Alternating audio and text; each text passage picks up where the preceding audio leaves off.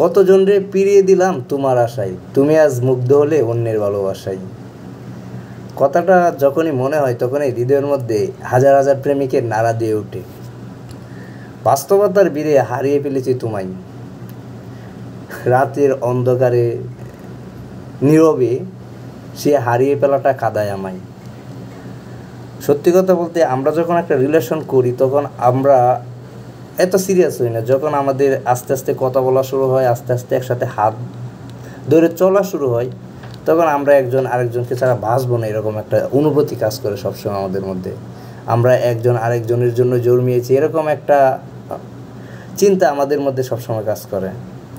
কিন্তু যখন ওই মানুষগুলো থেকে একসাথে হাত ধরে চলা মানুষটা, যাকে ছাড়া বাঁচবো না বারবার ভেবেছিলাম, ওই মানুষটা যার মধ্যে আমার সকল সব শান্তি পেতাম, ওই মানুষটা যখন কোনো একটা কারণে অন্যের হয়ে যায়, আমার চোখের সামনে অন্যজনের হাত ধরে চলে, আমার চোখের সামনে অন্যজনকে বিয়ে করে ফেলে, আমার চোখের সামনে অন্যজনের সাথে ঘোরাফেরা করে, আমার চোখের সামনে অন্যজনের সাথে কথা বলে, তখন আর আমি ভালো থাকতে পারি না। পৃথিবীর প্রত্যেকটা প্রেমিক এরকম, পৃথিবীর প্রত্যেকটা ভালোবাসা এরকম। পৃথিবীর প্রত্যেকটা মানুষই খুব সুন্দর মাইন্ডের থাকে। যখন ওই মানুষটা ওরকম ব্যবহার করে, অন্যের সাথে চলতে চেষ্টা করে, অন্যের হয়ে যায়, তখন আর ওই যে নীরব মানুষটা আর ভালো থাকতে পারে না, নিজেকে তিলে তিলে নীরবে শেষ করে দেয়। ও ভাবে যে আমার হয়তো আর বেঁচে থেকে লাভ নেই, কারণ আমি যার জন্য বেঁচেছিলাম সেই তো আর আমার নেই। সব কিছু শেষে আমি একটা সবাইকে কথা বলতে চাই, তোমরা এরকম কিছু করিও না যাতে তোমার দ্বারাই একটা মানুষ কষ্ট পায়। যাকে তুমি স্বপ্ন দেখিয়েছিলে ওই মানুষটা কষ্ট পায়, যে তোমার দ্বারা সুখ পেত ওই মানুষটা কষ্ট পায়। এই জিনিসটা তোমরা কখনোই করিও না।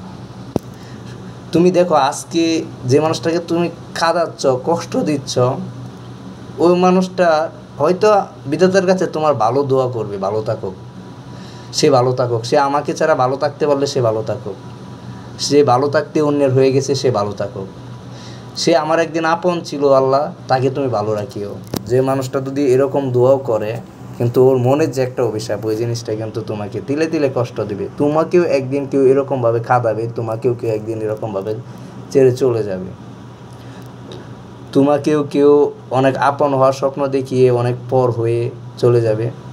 এই জিনিসগুলো সবসময় মাথায় রেখে অন্য একটা মানুষকে, ওই মানুষটাকে বা কষ্ট দিও না। যে মানুষটার হাত ধরেছ, যে মানুষটার সাথে চলতে শুরু করেছ, যে মানুষটা তোমাকে তার করে নিতে চাচ্ছে, যে মানুষটাকে তুমি তার হওয়ার স্বপ্ন দেখাচ্ছ, ওই মানুষটাকে কখনোই ঠকিও না।